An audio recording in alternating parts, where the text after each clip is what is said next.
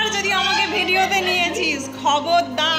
হে hello everyone, আমি পাপিয়া। আমার নতুন একটি ব্লগে আপনাদের সকলকে স্বাগতম। আশা করি সবাই খুব ভালো আছেন, সুস্থ আছেন, আর আমিও খুব ভালো আছি। এতদিন বাইরে থেকে ঘুরে বেরিয়ে আসার পর এখন আবার রেগুলার রুটিনে ফিরতে একটু যেন অসুবিধা হচ্ছে, যেন মনে হচ্ছে যে কত বেশি চাপ সব কিছু, বাড়ির কাজ বাইরের কাজ এগুলো একসাথে মেনটেন করাটা এখন যেন মনে হচ্ছে বাপরে কি জানি কি করে করব। আর বেশ অনেক দিন হয়ে গেছে যে এক্সারসাইজ বন্ধ করেছি। এক্সারসাইজগুলো তো বাড়িতে আমি সবসময়তেই করতাম, কিন্তু প্রায় মাসখানেকের উপর হয়ে গেল বাড়িতে আর সময় পাই না। তো আবার ওখান থেকে ঘুরে আসার পর বুঝতে পারছি যে একটু ওজনটা বেড়েছে, তো সেটা কমানোর জন্য আবার জিমও জয়েন করেছি। দাঁড়ান সব কিছু বলছি, আগে ব্রেকফাস্টটা করে নিই।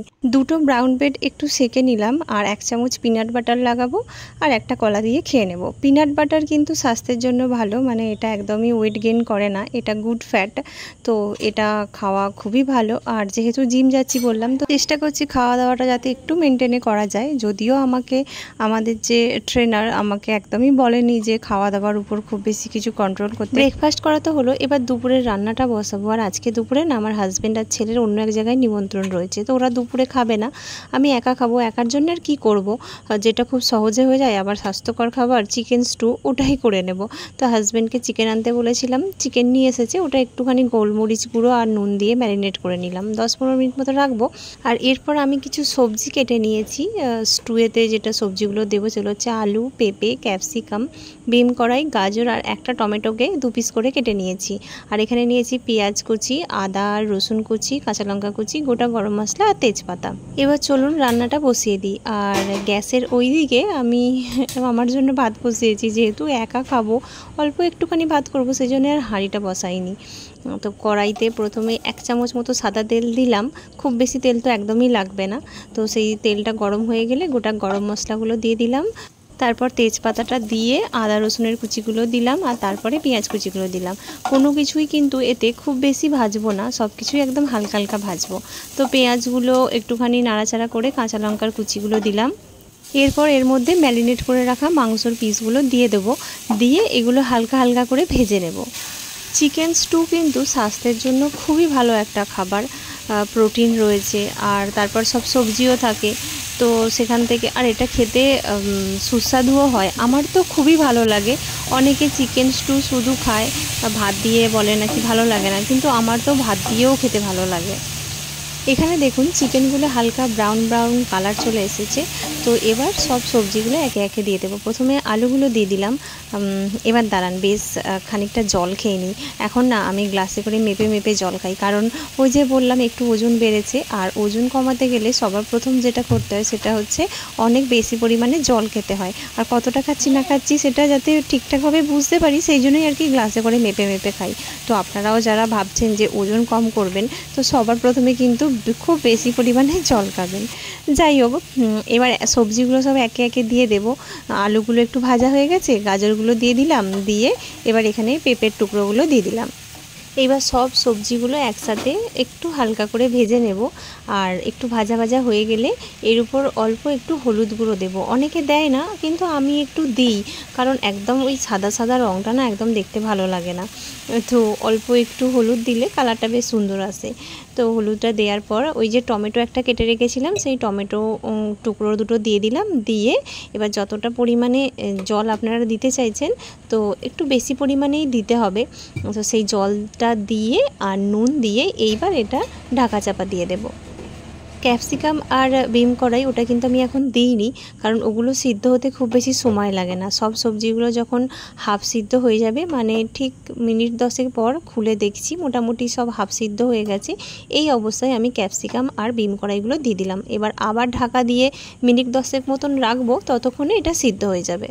আর সব সবজিগুলো সিদ্ধ হয়ে গেলে শেষে উপর থেকে গোলমরিচ গুঁড়ো ছড়িয়ে আর গ্যাসের ফ্লেমটা বন্ধ করে দেবো। ব্যাস তৈরি হয়ে গেল আমার আজকের দুপুরের খাবার।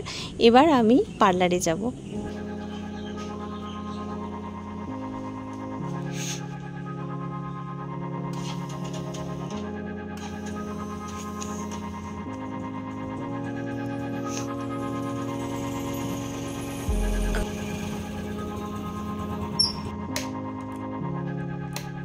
এই যে চলে এসেছি আমি আমার পার্লারে, অনেকটা সকাল সকাল চলে এসেছি। এখন ওই 10টা মতো বাজে, যেহেতু বেশি কিছু রান্না করিনি, খুব তাড়াতাড়ি হয়ে গেছে, তো তাড়াতাড়ি চলে এসেছি।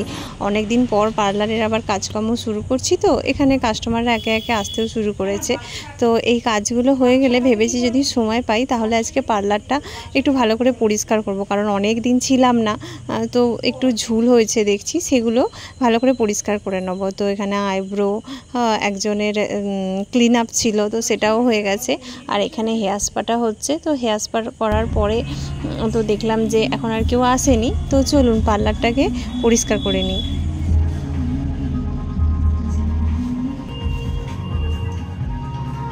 আর এই ঝুল ঝাড়া, পরিষ্কার করা, এইসব কিছু কাজ না একটু গান না চালিয়ে করা যায় না, যেন কেমন বোরিং একটা ব্যাপার লাগে। গান চালালে বেশ দেখেছি স্মুথলি সব কাজগুলো হয়ে যায়। আর পার্লারটায় ভালোই ঝুল হয়েছে, পুরো পার্লারটা সব ভালোভাবে পরিষ্কার করতে এখন দেখছি অনেকটাই সময় লেগে যাবে। তবে কি জানেন তো, এখানে দাঁড়িয়ে যতক্ষণই কাজ করি, যতটাই পরিশ্রম করি, যাই করি না কেন, একদম কিন্তু ক্লান্তি লাগে না। আসলে সবটা নিজে হাতে সাজানো। আর পার্লারের গেট আপটা মাঝে মধ্যে একটু চেঞ্জ করতে আমার বেশ ভালো লাগে। মানে মনে হয় যারাই আসবে, মানে সবসময় যেন সব কিছু একরকম না দেখতে পায়, মাঝে মধ্যে একটু যেন পরিবর্তনও দেখতে পায়। তো চেষ্টা করি যে একটু আধটু করে গেট আপটা পাল্টানোর। দেখুন আমার এটা সুন্দর করে পরিষ্কার করা হয়ে গেছে। এখানে ট্রফিগুলো এক জায়গায় রাখলাম, সার্টিফিকেটগুলো এক জায়গায় রাখলাম। এইবার দেখুন তো পার্লারটা দেখতে আগের থেকে আরও বেশি ভালো লাগছে না? আমার তো ভালো লাগছে, আপনাদের কেমন লাগছে সেটা আমাকে কমেন্ট করে জানাবেন। আর পার্লারে ওই সব করতে করতে দুপুর হয়ে গেছে, বাড়িতে এসে লাঞ্চ করব, একাই খাবো। তো ওই যে চিকেন স্টু আর অল্প একটুখানি ভাত নিয়েছি, আর একটু শসা আর পেঁয়াজ গোল গোল করে কেটে নিয়েছি। তো একটুখানি রেস্ট নিয়ে নিয়েছি। আর এখন বাজে হচ্ছে 4:45 মতো। এবার হচ্ছে জিম যাব। আমাদের ওই 4:45, 5টা এরকম সময় থেকেই সবাই আসে ওখানে। আর বাড়ি থেকে খুব বেশি দূরে নয়, আমি স্কুটি নিয়ে যাই, 5 থেকে 7 মিনিট মতো লাগবে যেতে। আর ওখানে গিয়ে কিন্তু আমি একদমই ভিডিও করতে পারবো না, কারণ যেহেতু লেডিস জিম, তো ওখানে অ্যালাউ নেই। কারণ এটা তো আর শহর না, এটা গ্রাম। এখানে যারা জিম করতে আসে অনেক বাড়ির মেয়ে বউ এরাও আসে, তো সবাই ভিডিওতে আসতে চাইবে না, সেই জন্যই ভিডিও অ্যালাউ নেই। তবে আজকে আমি যে এসেছি এখানে এখনও কেউ আসেনি, তো সেই জন্যই আমি একটুখানি ভিডিও করেছি। এটা হচ্ছে ওনার বাড়ির মধ্যেই জিম রয়েছে, বাচ্চাদের স্কুল রয়েছে। তো দেখুন এখানে এখনও কেউ নেই। আর 1 ঘন্টা মতো করি, ওই 4:45 থেকে 4:45 মতো। তো মোটামুটি 6টার মধ্যে আবার পার্লারে চলে আসি। আর যখন জিম করা শেষে একদম পুরো ঘেমে যাই, মানে স্নান করার পর চুলটা যেমন ভিজে যায়, তো সেরকমই ভিজে যায়। আর এখানে আসার পরে মানে ওখান থেকে বেরিয়ে আর পার্লারে আসি, তারপরে 10 মিনিট মতো পরে বেশ অনেকটা জল খাই। আর তারপরে কিছু তো খেতে হবে, আর পার্লারে এখন কী বা খাবো। ওই জলটা খাওয়ার মিনিট 15 পর একটা আপেল খেয়ে নিলাম। তো এবার পার্লারের কাজগুলো করে আবার বাড়ি যাব। আমাকে যেতে দিচ্ছে না, দেখ রাস্তা কাট করে দাঁড়িয়ে আছে। ওরে সর রে তোরা। 8টার সময় পরে পার্লার থেকে বাড়ি ফিরে এসে একটু শুয়েছি, তো টিমের মা আমাকে ডাকছে যে মামিমা একবার আমাদের বাড়িতে আসো। তো জানি না কি জন্য ডাকছে। তো এখানে ওদের বাড়িতে আসতে গেলাম, সামনে কুকুরগুলো তো একদম রাস্তা গার্ড করে দাঁড়িয়ে আছে। আমি ভাবছি যে বাবা 20-22 দিন ছিলাম না বলে কি এরা আমাকে ভুলে গেছে নাকি। হ্যাঁ পিয়াকে যেতে দে।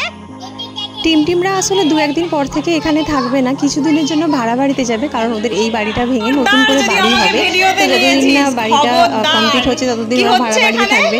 সেই জন্যই আর কি আজকে সন্ধ্যাবেলা দেখলাম যে চপ মুড়ি সব কিছু নিয়ে এসেছে, একটু আর কি একসাথে বসে খাওয়া দাওয়া হবে। আমি এখানে ঢুকছি, ফোনটা মানে ভিডিও করতে করতে, আর কাকিমা আমাকে ওটাই বলছে খবরদার যদি আমাকে ভিডিওতে নিয়েছিস। দাও দাও দাও খাই দাও দাও দাও দাঁড়া।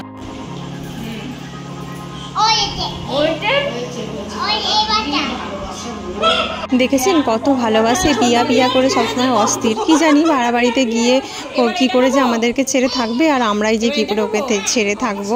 যদিও রোজ আসবে এখানে একবার করে। আমরা এখানে চপ মুড়ির পার্টি করছি, আর সুদীপা ওখান থেকে ভিডিও কল করেছে, কারণ ও বাড়িতে নেই, হোস্টেলে আছে। আর ও ওটাই বলছে যে আমি বাদ পড়ে গেলাম। তো যাই হোক চলুন আজকের ব্লগটা এখানেই শেষ করছি। ব্লগটা যদি ভালো লাগে তাহলে অবশ্যই লাইক কমেন্ট সাবস্ক্রাইব করবেন। আর দেখা হবে এরপর অন্য আবার কোনো একটা ব্লগে। ততক্ষণের জন্য টাটা।